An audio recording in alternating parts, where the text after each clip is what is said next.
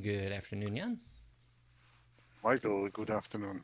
Let me put the volume a little bit higher. I should hear you better now. All right. How about now? Yeah, that's Okay. perfect. That's. Excellent. I Yeah. thought I would be. I thought I would be the first to log. Yeah. I was just getting some things ready and pushed the button to Mm. get to look at the book club channel and like, oh, okay, I'm connected. Well, I'll stay. Okay. Yeah. So last week you were not there. This week I was not supposed to be Uh there, huh. but in the end, my whole planning changed. So I will be there. Hey, I'm here. that's So yeah, that's how things work out. And I was mm, planning on having um, a solo episode to release, but um, yeah, it turns out that I'm not quite ready to release the episode that I was hoping to have. okay. Yeah, I want to Yeah, say about Jinaga MAUI is ready for you to use, and I can't quite say that yet. okay, but it will be. It will be soon. Yep. Yeah, but yeah, if you look out on NuGet right now, there is a package called Jinaga.maui, and Okay. yeah, so um, I've been using that on the blog Maui application and testing that on my phone, and then found found janky weirdness and said, okay, this is not the experience I want. Okay. I didn't found that problem not yet. Mm-hmm. I'm still I'm still stuck in the course of Lindsay Bros. Mm-hmm. Um, but okay, getting there Yeah, slowly, but way too slowly.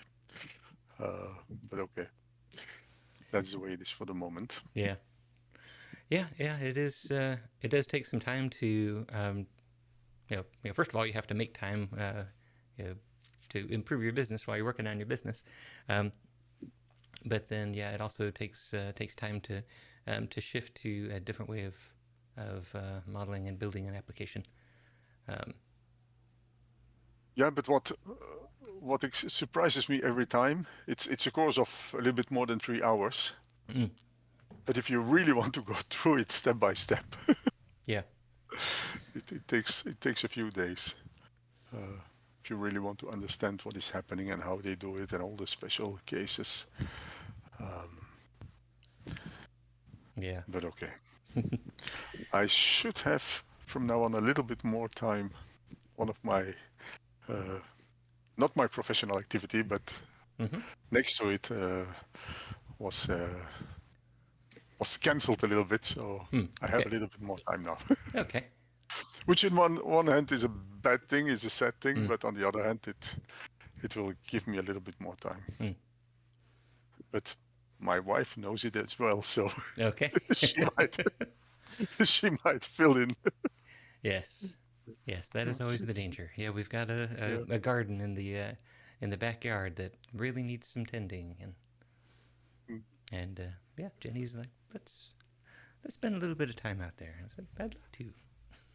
Here it's Mm-hmm. not only the garden, a lot of Mm-hmm. things. Yeah. No. When are Uh, you gonna buy when are you gonna buy some paint? Well, mm. let's say not this morning, but after the meeting with Michael, I will go and check which paint we need. Yeah. Okay. You got to Uh, schedule your day around this hour. Yes. well, that's an hour that's reserved, except for very urgent things. But Yep. All right. good. I Well. saw I saw a lot of Hmm. activity on GitHub. Yes. Yes. That's me trying to fix the jank in the Jinaga Maui uh, stuff. Mm, So yeah, let's go through some of that. It's mm. it's kind of surprising. Okay, we are going to switch to. Yeah, I need to do this screen share before I do the switching.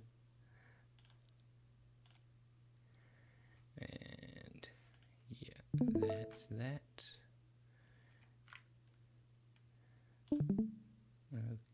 Okay. There we go. That's the one that I was after. All right. Okay, so there are two main parts that I am working on with Jinaga MAUI. One is authentication, and the other one is navigation. The authentication stuff I thought was finished, but then and so I took that and I put that into the package, and started testing it even more, and realized no, there are still some interesting little corner cases. So let me kind of walk through what we do with the authentication. So yeah, here we're inside of MAUI program, and we are setting up our IOC container. So set up our logging, set up our Jinaga config, all that fun stuff, and then we add the Jinaga authentication. And that gives us access to a little thing called the authentication service. And then it also gives us access to another little thing. If I go, for example, to the areas, blogs, let's go to sites, the site list view model. That also gives us access to the user provider. So let's talk about those two things. So authentication service, we inject this into something at the top level. I call this a gatekeeper view model. So so when we start up the application, we call authentication service initialize, and that loads our previous state, where we logged in the last time we used the application, and who was the user. So that gives us our access token and our user's public key, our user fact. And so now it just returns a Boolean. Are you logged in? Before, it actually returned the user, and then you had to manage the user. So it made it a little bit simpler. So the gatekeeper decides which path you're going to go down. Go down the logged in path or the not logged in path. Then the other thing that the authentication service gives to you is the so there's another in addition to the gatekeeper, there is another oh yeah, it's up here at the top, the app shell view model. So this view model is at the very top level, so everybody has access to it. It also grabs the authentication service, and then what it does is gives you a mechanism for logging in and for logging out. So it just calls login and log out, and you just get a Boolean back, is logged in. Again, this used to return the user, and you'd have to manage that, but now it takes care of the user for you. It just says, now it's time to log in. You also get to choose the provider here, so I've got this set up with Apple and Google as the two providers, and I set those up right here. Here's the Apple auth URL and the Google auth URL. So it's able to take those providers and set those up. So so that's how, from the outside you say, okay, I want to kick things off. I want to log in. I want to log out. You're imposing your will upon the authentication service. And then from the other side, it's basically the authentication service, giving you some information. So the user provider is the other side of that, and what you do with the user provider is you add a handler. So when somebody is logged in, it's going to call this lambda and say this is the user. Then you'll do what you need to do with that user. So in this case, we are listing all of the sites that are in the that the user has created, setting up an observer, and then you return a lambda that cleans everything up. So when that is no longer the user that is using the application, then call this method. That's the moment that you quit the application. It could be that you quit. It could be that you logged off. It could be, even if you don't call log out, but you call log in again for some reason. It could be that it just switched from one user to another. So it's going to call this on the first user and then come back around here and call this handler for the second user.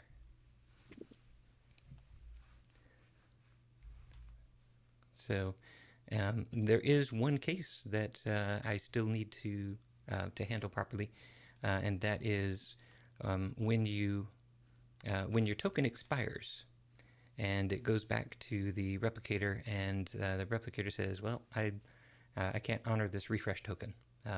Even the refresh token has expired." Then you end up cleaning things out. It's like, okay, you're no longer that user, but the gatekeeper doesn't get to weigh in anymore. It's already done its thing. So I think I need to change this mechanism a bit. But I think that's the last little piece of jank with respect to authentication. So in order to get to this interface, I originally had the authentication, the user provider. I had that as a method or a class that you as an application developer gets to define. And my user provider was a very simplistic class. In fact, I have here in Jinaga.net, I have a new group of pages under building applications, and so we install packages. There's all the packages, including Jinaga MAUI. Configure Jinaga. We talked about the Jinaga client config. Well, maybe we haven't. I might need to go through this. Here we added the providers. But then Now you had the user provider here. Oh yeah, here it is. Yep. So that was the user provider that I used to have. And in fact, I put this warning on the documentation. This is like, no, we can do better than this. Just having a mutable property on a singleton, that's just bad form. What's wrong with me? That's not the way you do things. And so so here I was injecting the user provider, and then whenever you log in, you get the user, and you would set that property. Log out, you would set that property to null. So seems simple enough, except the timing's all off. Somebody might have already created an observer starting from that user, and so they're looking at a particular user in all of their sites, but now a different user is logged in. How I discovered that was a problem is that I moved from one replicator to another. I can talk about why I had to move replicators, but I didn't do any of the things that you probably should do about moving your facts over. I was like, nah, let's just move from one to the other. And also, since a replicator contains a key store, there's no way at the moment to move identities from one replicator to another. I need to come up with a secure way of doing that. But yeah, so even if I had moved the facts over, the identities would not have moved over. So you would log into that replicator, you'd get a different user because there would be a different public key. So at any rate, I brought up the application after switching replicators, and it had the user's public key from the previous one, and then the token from the new one, because, well, that actually doesn't quite make sense. How would it get the token from the new one? Because it would have the refresh token from the previous. Yeah, I'm starting to doubt myself, but it got into a strange state where the authentication token that I had was not for the user that was logged in. So, so that got me into this place where I had one user fact loaded into the view model, but the user provider had already switched to a different user fact. So I was like, okay, I need to fix that.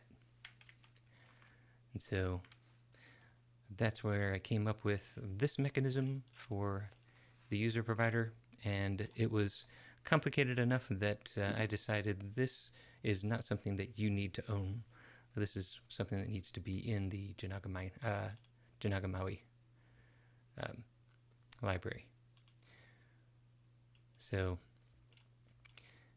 we add a handler right here, and so that's going to create this this handler object to kind of wrap your function, and then return that object so that you can come along later and remove that handler. That's a bit of code that I did not show happening here in the sitelist view model. But yeah, load adds the handler, and then unload removes the handler.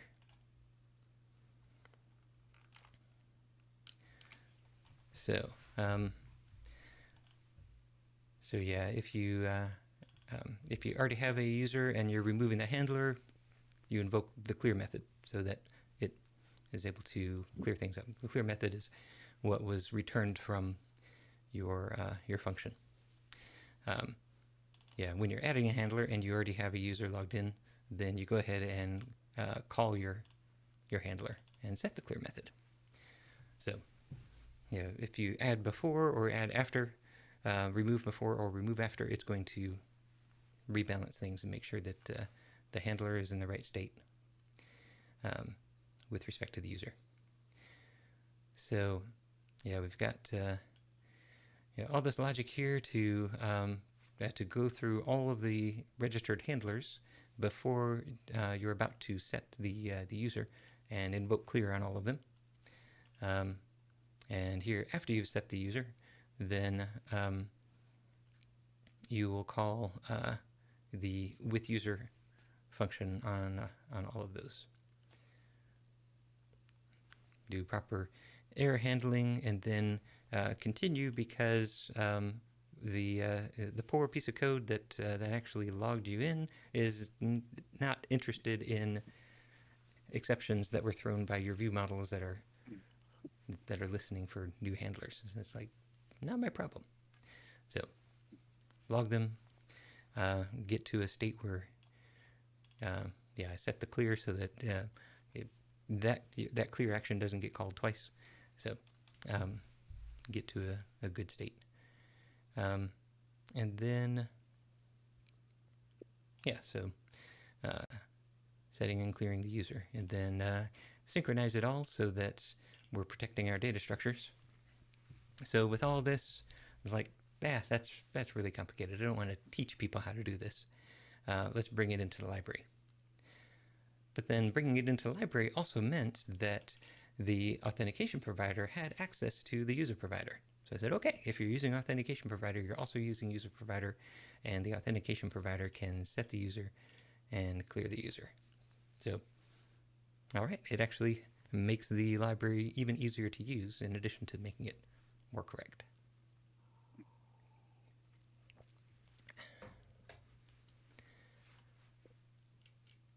So the edge case that I still have, so there are two ways that you can clear the user. One is that you actually call logout, and then it says, okay, let's go ahead and clear the authentication state, which removes your token and your user from the authentication provider, and save that to local storage. So it's like, okay, it's all cleared out. But the other way that you might clear the user is right here. If your authentication token is expired, and you make an API call, and it comes back with 4.1 unauthorized. So it's like, oh, okay, we need to get a new token, and then you try to refresh the token, and it comes back. So this is using the refresh token, and the server responds telling you that this refresh token is bad. So if you get a response from the server that the token is bad, this token is never going to work. So we go ahead and clear it out. You are no longer logged in as this user. We store the empty authentication state. And so this will happen when you're already navigated into the application, and so it's going to call your clear method on the user provider, whatever the view model has set up. So, for example, in the site list, it's going to stop the observer, and it's going to clear the sites collection.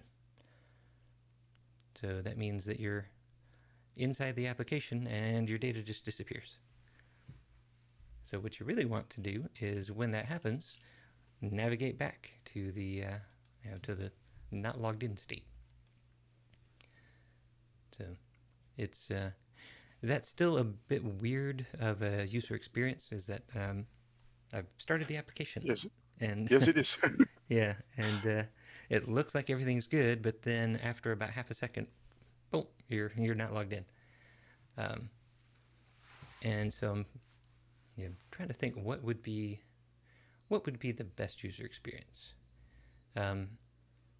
One option is to wait until I know that you have a valid token before I even let you into the application.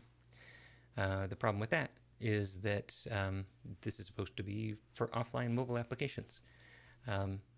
If you're sitting there waiting for it to make a connection to the replicator while it's loading up, it doesn't really look like an offline mobile application. It's like, no, I want to get in, I want to start working with my data. If you are just not able to connect to the replicator, then this isn't going to return null, it's going to throw. And so it's just going to log that error and then return false from reauthenticate, telling the library, well, I tried, but I could not reauthenticate, so we're just going to fail this API call. And it's supposed to keep on working in that state. It's like, okay, well, I'll just wait until later in order to push those facts or to fetch from that feed. But so yeah, that's a definitely offline state. This is a definitely online and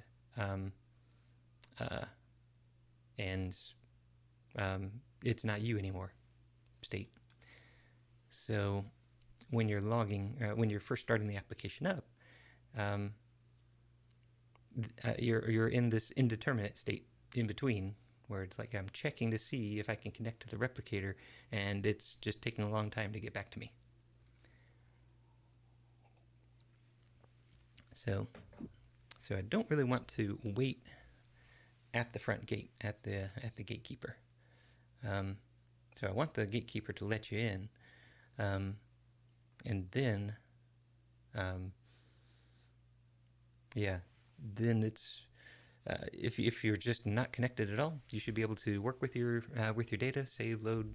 Mm. Um, Everything's But local. all the data will be stored locally, and Yeah, so you will have to wait until a moment that you have access to the server for to get a new token.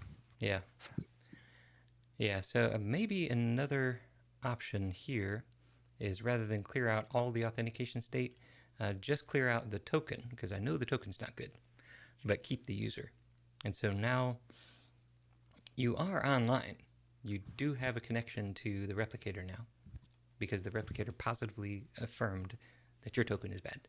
Um, but the user is using the application as if they were offline, and we somehow have to tell them to log in again.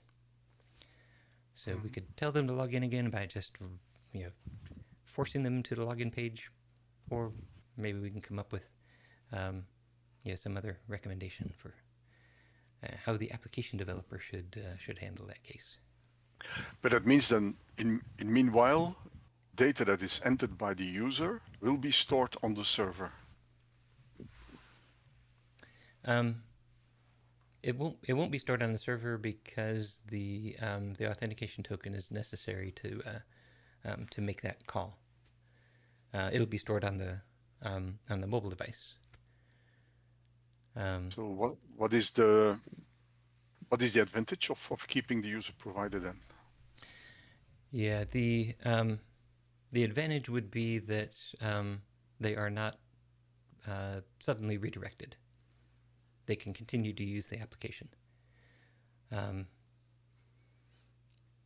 If they are notified somehow that that you're in this weird state and we need to re-authenticate you, and then they can push the button. Now they're not surprised when the login screen shows up. So, yeah, and I think that really just has to be the app developer's choice, because they have to be in control of that user interaction. So I think, I think in order to give the application developer the most choice, I'll keep the user around if they want to let the user keep using the application as if they were offline. So I won't do that anymore. But I will clear the token because the token's no good.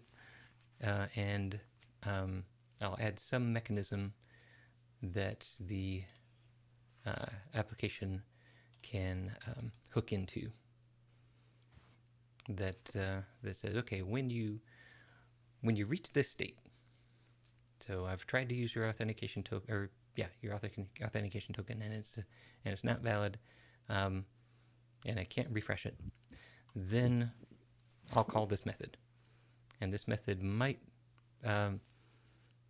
set some property on a top level view model that initiates a user notification, but that's up to you as an application developer to do it. And if you don't provide that kind of method,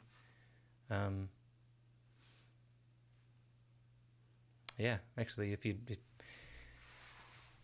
don't provide that kind of method, there's really no good default for me.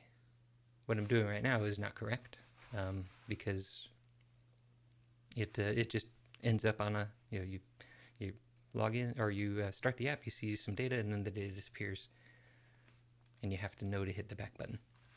So yeah, I guess defaulting to offline mode. Yeah. So if you don't provide a method so that you can notify your user that they're offline, then it's just going to go into offline mode, and things won't. Oh, you know what? Maybe the where is that? Yeah, so let's go back to the app shell view model. Yeah, that's where it is. So remember, this view model is at the top of the hierarchy. So not only does it give you access to the login and logout commands, so you can bind those commands from any view, But also, it gives you a few other observable properties. So you've got your app state, error, and status.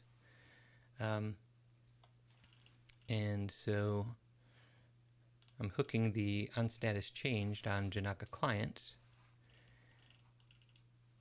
and then using information about the Jinaga status, like, are you actively saving right now? Was there a save error the last time that you called save, or any, like, you're trying to upload some stuff? Is there a load error the last time you were trying to fetch some stuff? What else do we have here? So is saving, is loading, last error. What's the length of the queue? That's useful to know, so that way you can give some indication that, hey, there's some outgoing stuff. So maybe it makes sense to add that status here. So another piece of information that tells you whether the authentication token is good. Yeah, 3 states. Your authentication token is good. Your authentication token is expired, but I haven't refreshed it. And your authentication token is bad, so I've discarded it. So those 3 states roughly correspond to, if it's good, you're probably online. Because either you just restarted your application and your authentication token was reloaded and it was still valid, and so I didn't check. But even in that case, it's going to try to make a connection at the beginning. So most likely, if the authentication token is good, you're online. If the authentication token is expired, then that means I'm pretty sure you're offline, because I would have tried to refresh it, and the refresh would have thrown an exception, as in I can't connect to the replicator. Or the third state, your authentication token is bad. Either you're just not logged in, or I tried to refresh and the replicator said that's not a good token, not a good refresh token. So then you can communicate that state back to the user, same way that here we're communicating the state of red, yellow, or green. So we're summarizing it at a very high level about errors to the user, but you could provide more detailed information. Mm-hmm.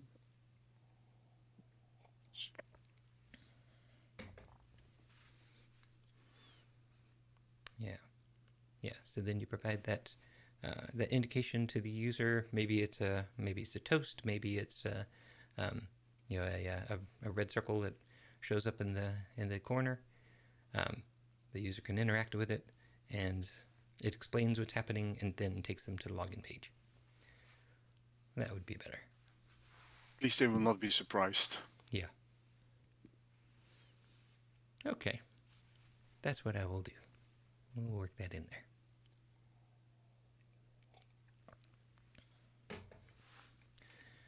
Okay. So that's some of the quality of life improvements that I am working on for the Jinaga authentication inside of Jinaga MAUI. And then we have navigation. This one is surprising. So let me see if I can start off with. Let me go back to the web. Let's look for MAUI I dispose. Is it I dispose? Yeah, that's it. So call dispose on page and view model when the page is popped off if they implement iDisposable. That was the request made over 2 years ago. And there's a whole bunch of discussion here about how to properly dispose of a view model when it is popped off the stack. So, MAUI, MAUI stack navigation. Oh, shell navigation. Yeah, shell navigation. It provides several different events that you can respond to. So here are the navigation events. So these are navigation events at the top level. Shell navigated, item changed, so section changed, content changed. We have this this pop right here. Hey, it looks promising. So you've got all of these events that are at the top level, and then you also have, let's see, there's on appearing,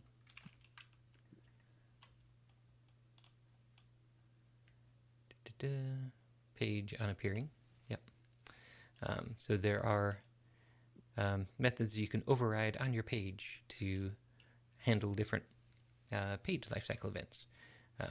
So on appearing, on disappearing, navigated from, navigated to.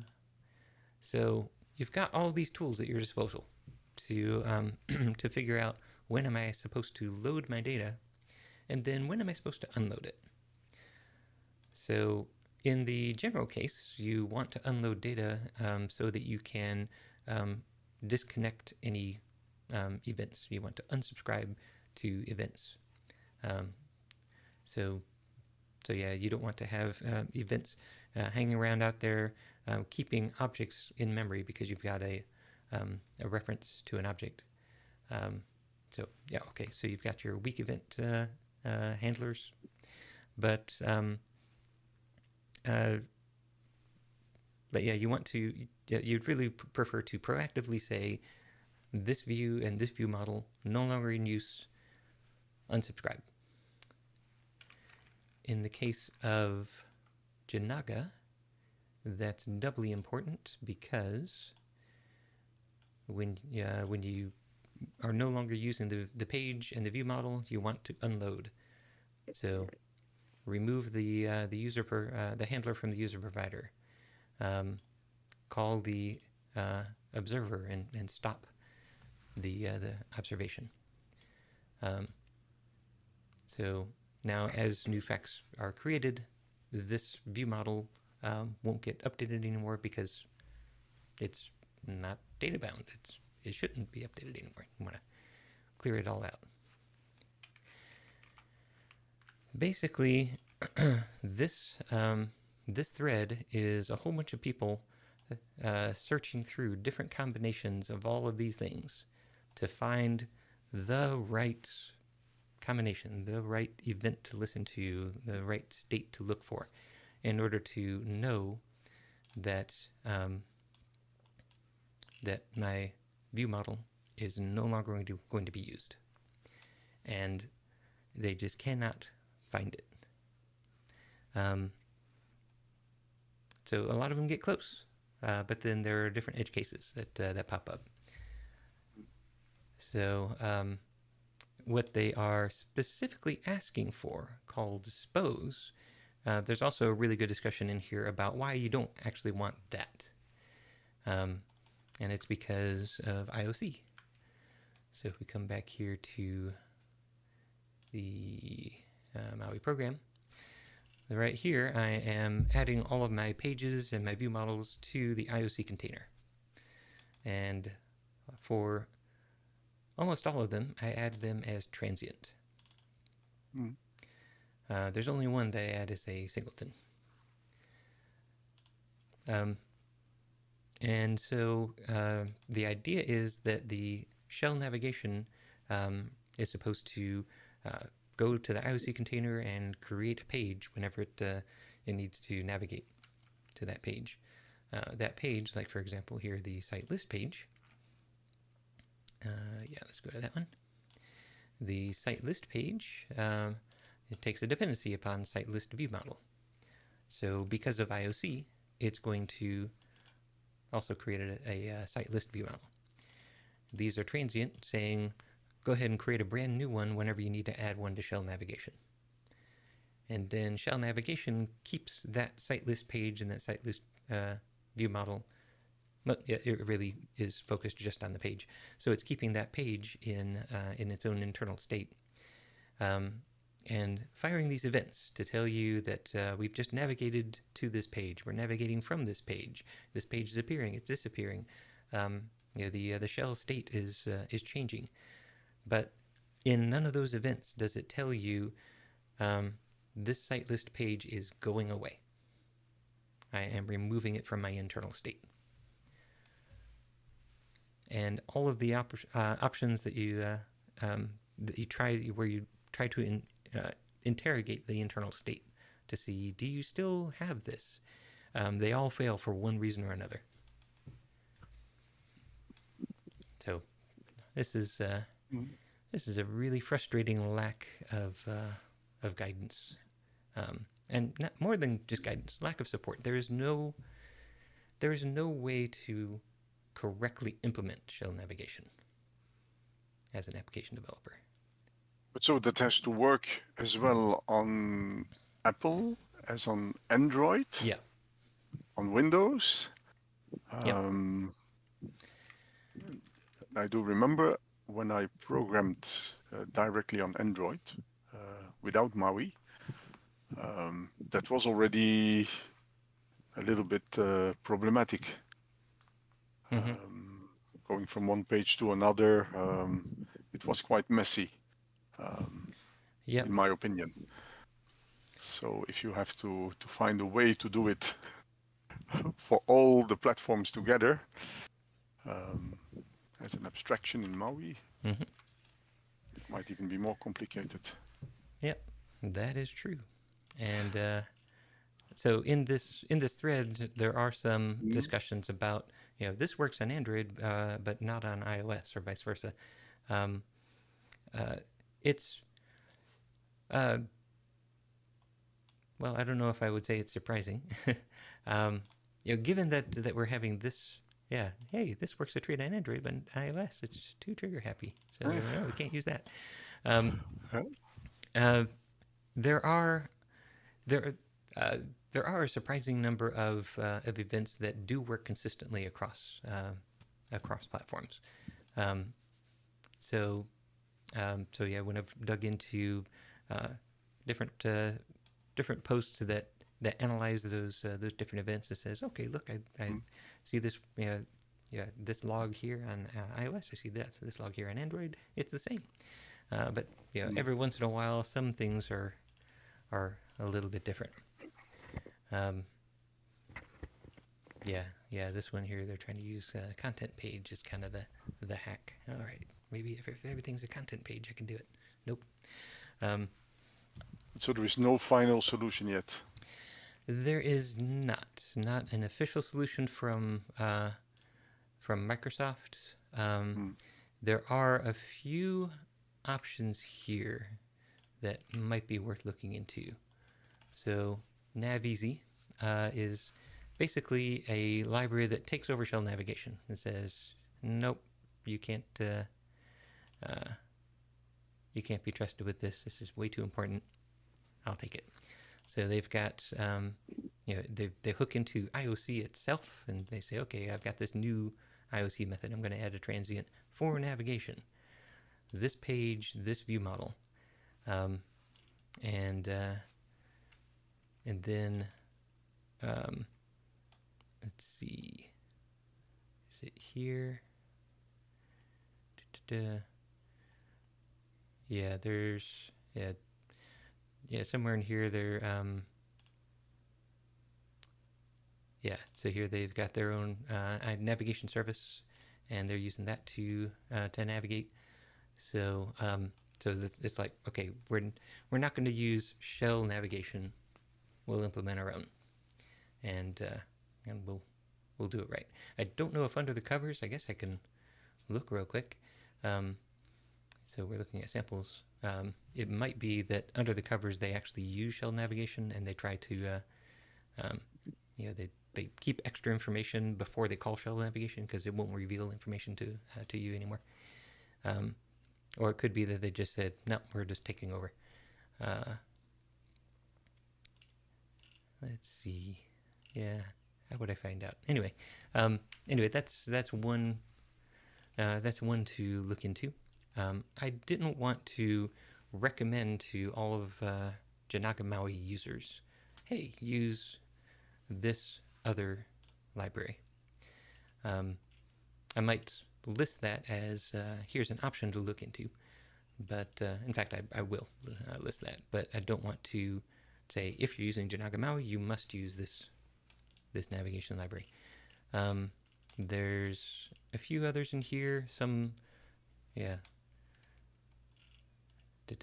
some that work, some that are no longer supported. Yeah, I think this one here's, oh no, that one's still there. But yeah, you can search through here and you can find different solutions, and to larger or smaller extent decide that you want to just replace shell navigation, or hack something on if it works in your subset of use cases. But I didn't want that to be the official route. So the official route that I am thinking about here is add Jinaga navigation. So when you add Jinaga navigation, you define your navigation tree. So the gatekeeper view model is going to be at the top level, and then from there you can get to the site list view model or the account view model, based on whether you're logged in or logged out. So account view model would be if you're not, or actually no, both of these are down the logged in path, but they're on different tabs. So you can kind of go from one part of the tree laterally over to the other part. From the site list model, you can go deeper to get to the post list view model, and then go deeper still to get to the post view model. So here it's all view model based. I'm not mentioning the pages at all. I don't care what page has loaded this view model. It's the view model that this navigation helper is interested in. So you define that navigation structure, and then in each one of these, so let's go back to the site list again. Yeah, that one there. In the view model, you implement iNavigation Lifecycle Aware. And that's, by the way, a constraint on this add method. So if you don't implement iNavigation Lifecycle Aware, then it's going to tell you at compile time. So it's like, must implement this. And then this gives you two methods, load and unload. So it's like, okay, I'm going to tell you now's the time to load data, now's the time to unload the data. And it figures that out based on this tree and based on these two events, on appearing and on navigated from. Really weird to use those two events because they're not balanced. It's not on appearing, on disappearing, but there's a reason for it. So on appearing, you start managing the view model. So you take your iNavigation Lifecycle Manager, and now you can say start managing the view model. And then on navigated from, you stop managing the view model. From that information and from this tree, it makes its best guess. And I think it's getting it pretty much right. What it's doing is whenever you start managing a view model, it's checking this tree and saying, okay, you've started managing the site list view model. I happen to have already loaded the post list view model.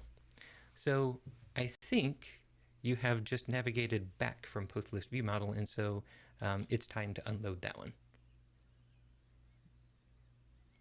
But now if you are on post list view model and you start managing the post view model, you've gone deeper into the tree, then it says, nope, don't unload it. It's still on the stack. You've gone deeper into the tree. And then if you move laterally, so you're looking at the post list view model and then you hit the tab and you go over to the account view model, don't unload it because they can hit the tab and come back. So you only unload a view model when a view model higher up in the tree becomes visible. And there's nothing further down in the tree to keep you alive. It's a really, really weird little hack. And it seems to work, but I want to test it out a little bit more before I actually make that an official part of Jinaga MAUI.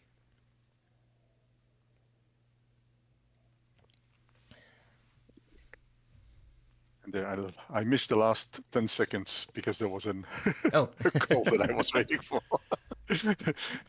But I heard you want to make it part of the Jinaga.maui experience. Yeah. So I guess you had it about the implementation of the navigation by the view models. Right. So yeah, it's initiating navigation is still exactly just shell view model. So I'm sorry, shell navigation, MAUI Shell Navigation. So what that looks like, you're in the gatekeeper view model. You take a dependency on, wait. Oh, yeah, you don't even take a dependency. Oh, yeah. This is another kind of frustrating thing about it. It's like you've worked so hard, Microsoft, to put IOC into MAUI. That didn't used to be a thing with your mobile application platforms, that IOC was part of it. I remember when IOC became part of ASP.NET. Prior to that, it was like, hey, up to you. But yeah, here we are in 2024, and you're still going out to a global variable in order to get the current shell, rather than inject the navigation service. But okay, here we are. So you get the current shell, and then you can call go to async, and you pass in a path. By the way, these slashes in front of the path are very important and not what you think they mean. So there's not enough time to go through all the weird edge cases around that, so read up on that. Yeah, so it's still just shell navigation, and you're going to go to a different path. So if you are, for example, inside of the site list view model, then here you have done an observer Jinaga client.watch. You, for each projection, are adding your site header view model, and then setting up its name and URL. In fact, I don't need that anymore. I know that works now. So you go to the site header view model, and this one has a command for select. So I've data bound that command to tapping on that site header in the list. And so this goes to /posts. This time just one slash instead of two. It's almost what you think it means, but not quite. And so that goes to the posts page. And it also provides these parameters. I'm going to set the site to the site fact. And then when you get to the posts page, that is the post list page. Oh, not the XAML. We want to see the post list page. Oh yeah, no, not that. Why am I having a hard time with this? Post list. Yeah, I'm having a hard time because I use my Mac most of the time, and I don't have full Visual Studio, so I'm trying to remember where is the code behind for this thing again. And actually, yeah, that is it. Okay. For some reason, I thought that was the generated code because of this comment. I put that comment there. Okay. Another weird thing that I'm waiting for a resolution on. Anyway, so yeah, we were just talking about you are in the post list view model, or the post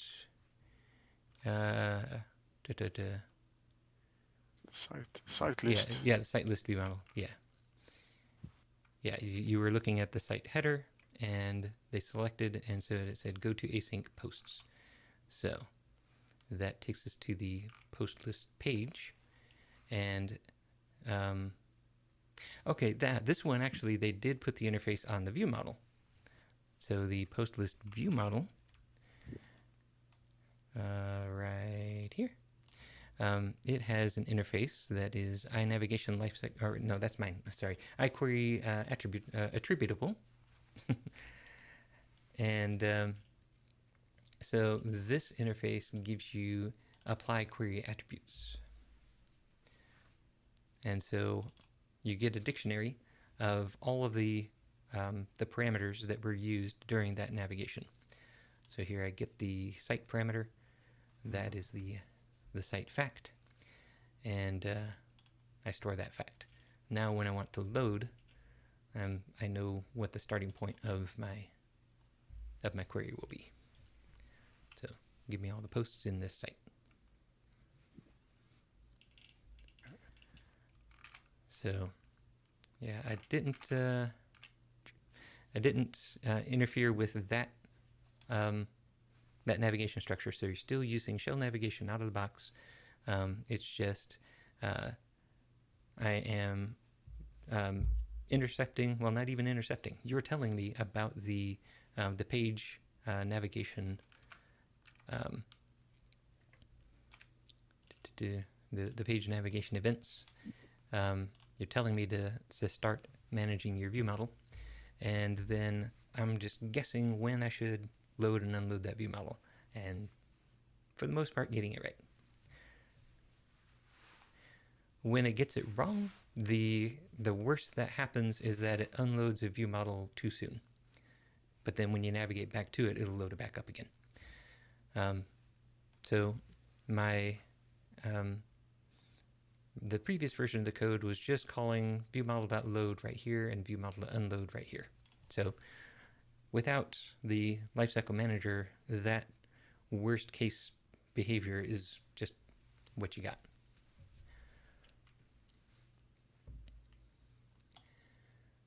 So let me hit the run button and see if this is actually going to work. Ooh, that's big. There we go. So it doesn't really influence the correctness of the application, but it does influence the efficiency. Right. Yeah, and the user experience. Yeah, so efficiency in that you're not unloading and reloading data unnecessarily. It's a space-time trade-off that you are. Yeah, that's also a bug that I need to figure out before I call this official. But yeah, you're keeping data around so that you don't need to spend the time later to load it back in. So let's go to that one, and see, I don't have any posts here, but I can still see the behavior that when I go back, that's still selected. Yeah. Whereas without the manager, the navigation manager, it would have unloaded that view model, and then when it come back, it would have reloaded, repopulated the list, and so it wouldn't know which one was selected, and you would actually see the list repopulate. Or the first one be selected. Yeah.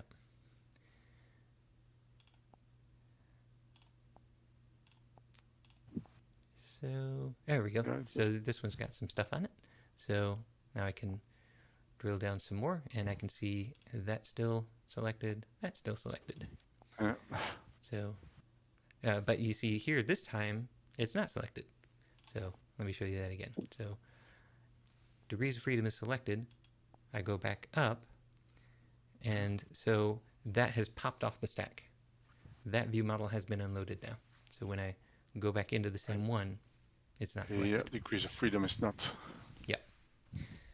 And so that's behavior that I want.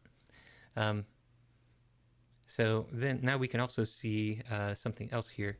You can see the orange bar as it navigates off. When it navigates on, you can still see the orange bar. You can see the orange bar all the way as it navigates off the other side, even though it just got unloaded.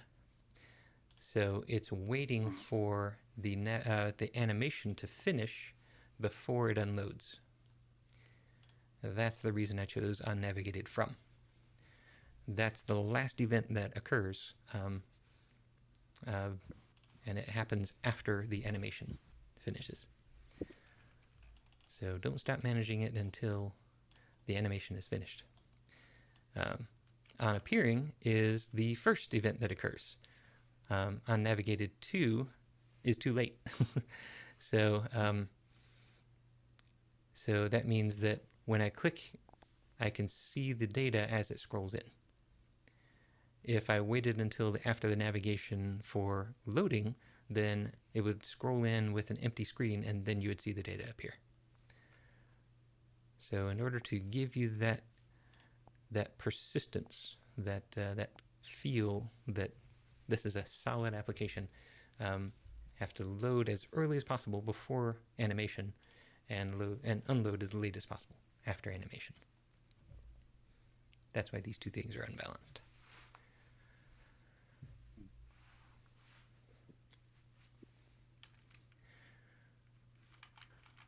It's actually quite a troublesome way for something that for the user is quite obvious. Mm-hmm. Yeah. Just the expected. Yeah? This is how applications should work. Yeah. So if you are creating a multi-platform user application user interface, that's what MAUI stands for. If you're creating a multi-platform application user interface and you don't have, at the very least, guidance, but built-in support for this behavior, then it's not ready. Yeah. So perhaps another 2 years and Microsoft will come up with a solution. Yeah. Yeah. But in the meantime, hack around it, make it ready. Oh, they will say. Because we have to ship anyway. we'll find out another name and come with the same stuff. Mm-hmm. Yeah. Yeah. Another kind of frustrating thing in this thread is you'll see some things that used to work in Xamarin, but are no longer supported in MAUI, and people were able to hack around. This was a problem in Xamarin too, but they were able to hack around it using some things that are now no longer supported. So it's like, oh, those hacks don't work anymore. But it's like this is table stakes. This is the first thing you think about when you're building an application framework.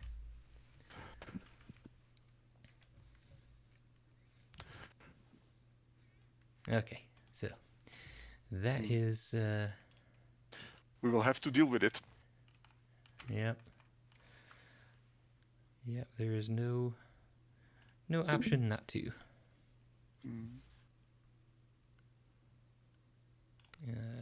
That one. There we go. All right. So So yeah, I think probably another week of testing, and then I can implement that thing that we talked about with giving the application developer the proper information to notify the user that they're in offline mode, even though they could be online if they just logged in again. Mm. Um, so so add that to the state. Add that to blog MAUI so that I can demonstrate this is the proper way to do that. Update the documentation so that you can just read the documentation without actually going to blog MAUI and be successful. And then I think we will be able to call Jinaga MAUI done. And it's time for me to use it. Okay. Great. I'm gonna dive further into that course of Leslie Brose. But I think I'm first gonna for my wife. Yeah, good plan. Okay. Good, Michael. Right. See you next week. Yes, indeed. See you then. Okay. Bye-bye. Bye.